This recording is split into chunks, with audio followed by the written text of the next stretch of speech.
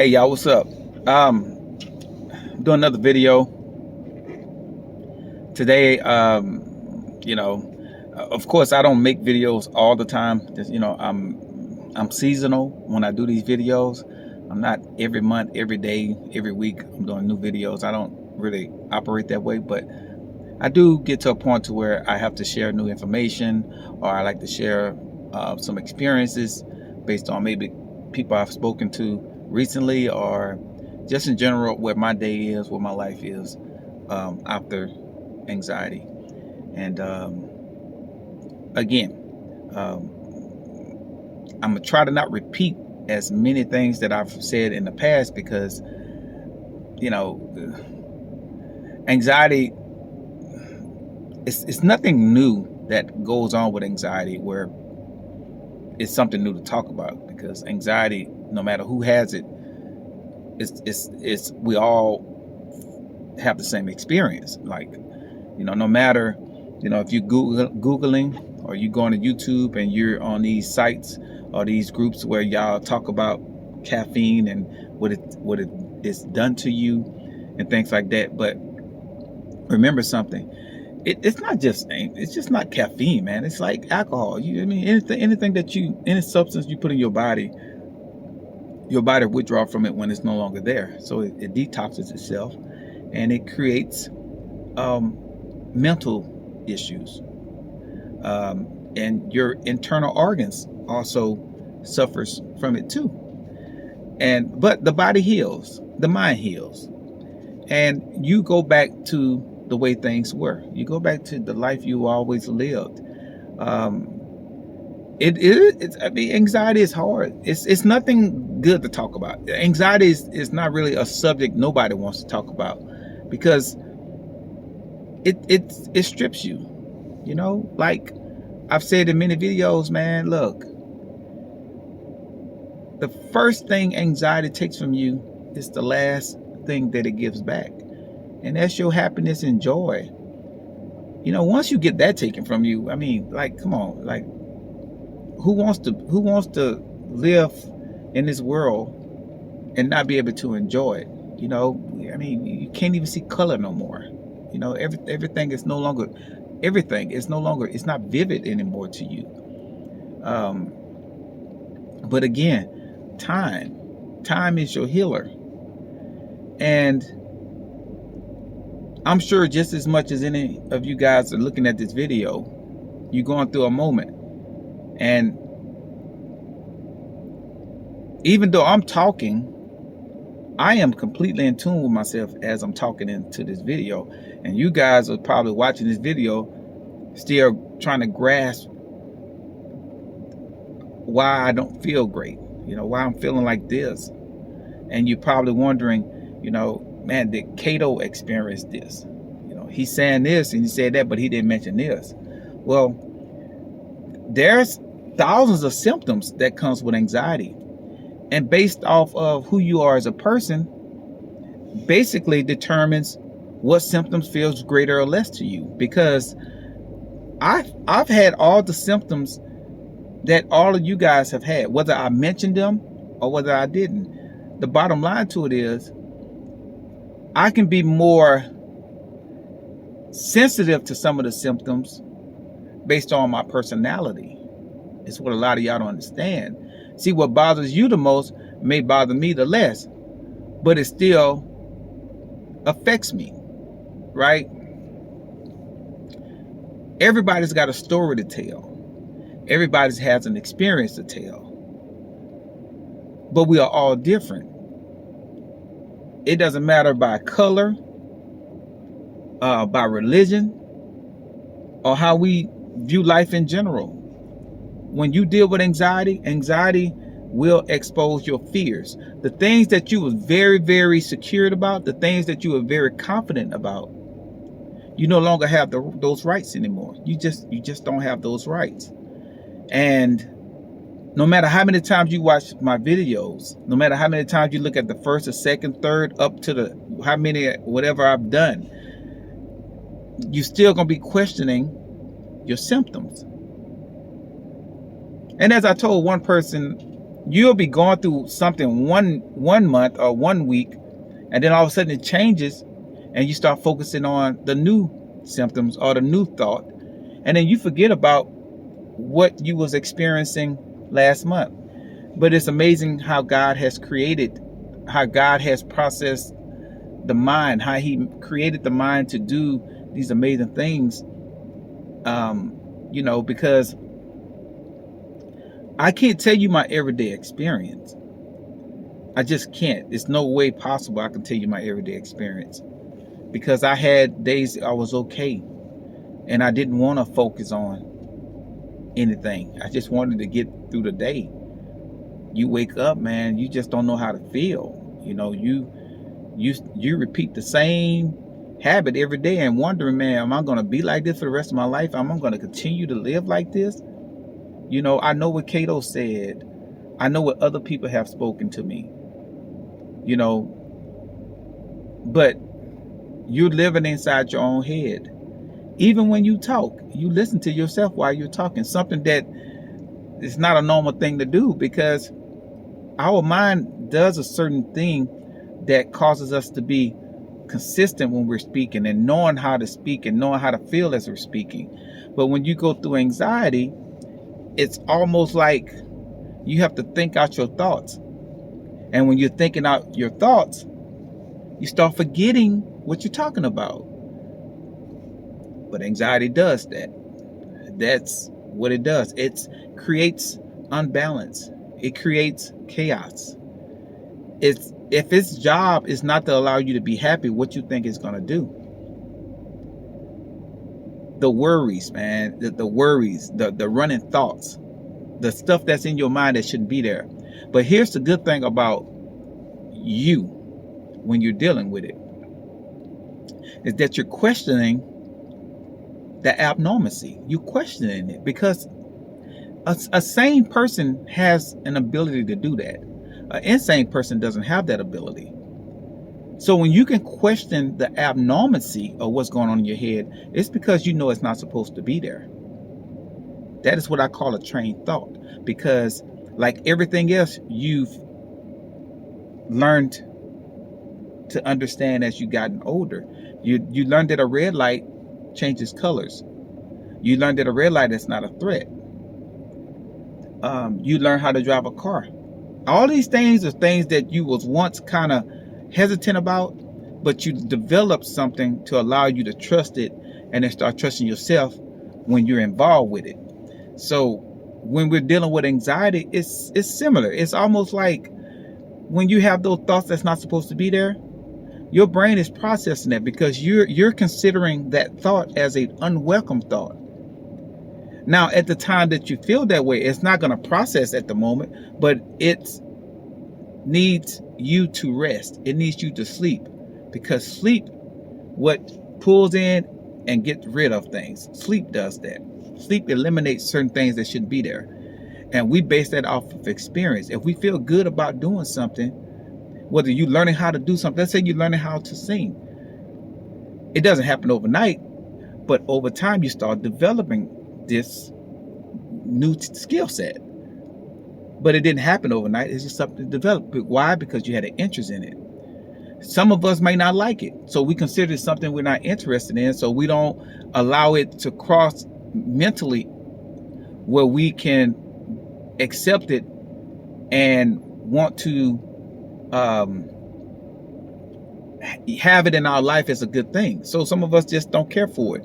So when you deal with anxiety, it's pretty much the same thing, except just remember, it's almost like a baby starting to walk all over again, because your brain has been disordered, because it's no longer in order, so it's in a disorder state.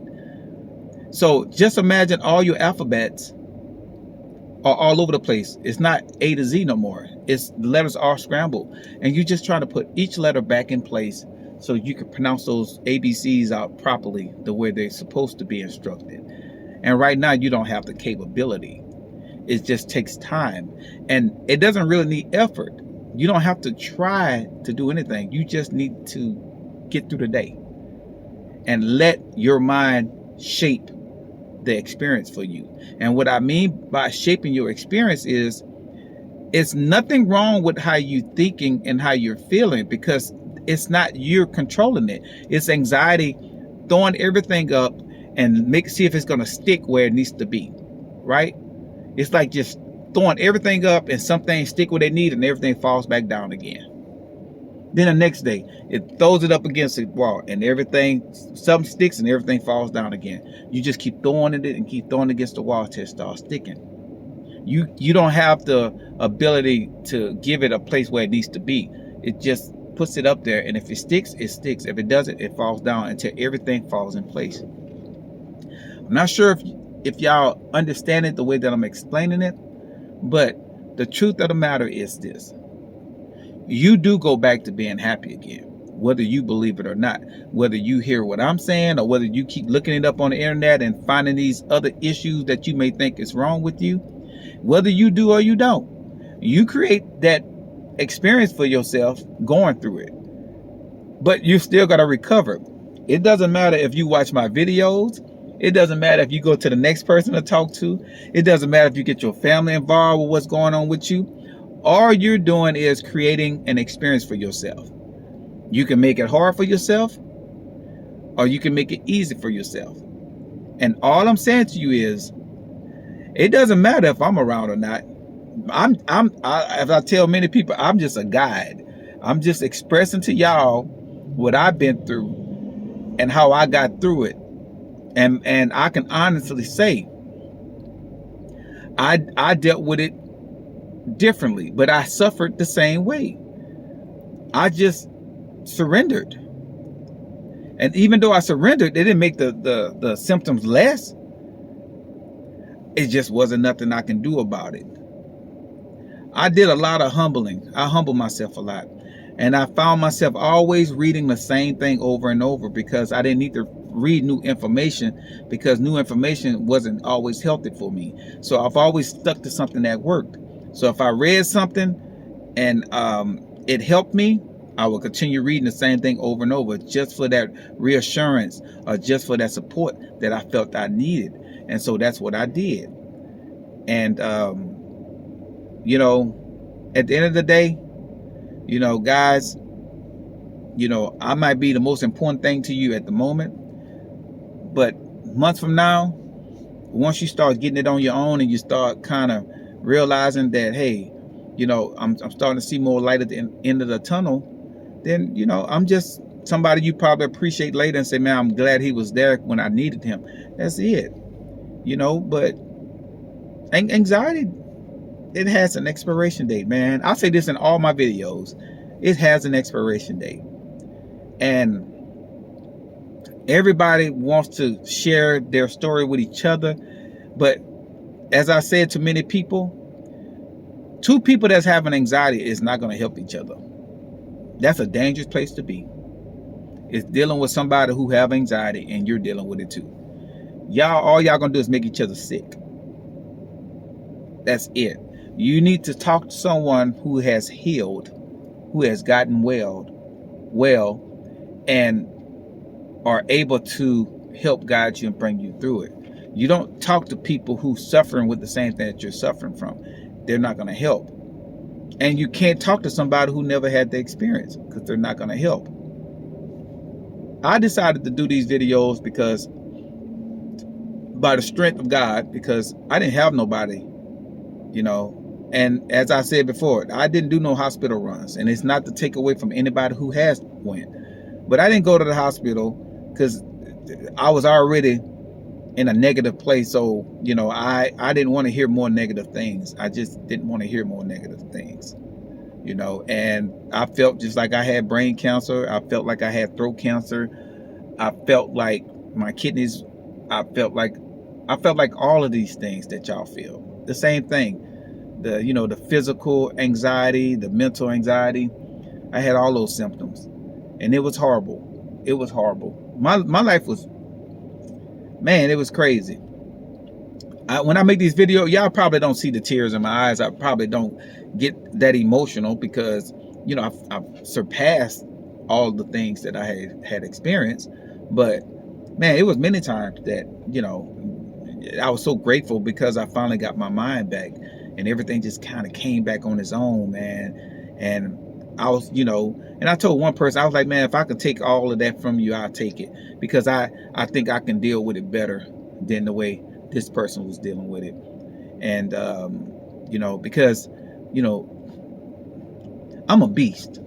I am a beast. I'm not gonna lie to you guys. I'm a beast. And I think it had a lot to do with just allowing it to just do whatever it needs to do, and I just needed to live through it. I was tough. I really was, man. But I had them tears in my eyes too. I had that scaredness. I was scared. I had the fear and everything. It's nothing y'all dealing with that I didn't deal with. It's nothing. It's nothing at all. But y'all gonna get happy again, man. Like those feelings come back, man. Like, think about it. I experienced what y'all dealing with. I went through that shit. Like, I dealt with it just like y'all. How y'all think I can talk to you guys about it if I didn't experience? Because a normal person who never experienced anxiety cannot talk to you in this same form of words that I'm using, because they can't relate. Because this is not a normal person dealing with some mental shit that they need to take a vacation, or get some rest, get some time away from their job or their family. That ain't what I'm talking about. This is anxiety. This shit comes different. It works different. Money don't make you happy. A big house, a new car has nothing to do with anxiety. You rather have your mind and be homeless than to have everything in the world and not have your mind.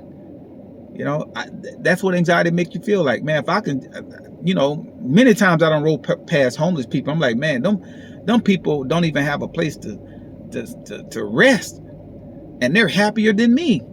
Just to see them smiling out there asking for money, and I got money and I'm miserable. I mean, can you imagine that? Not having your sanity.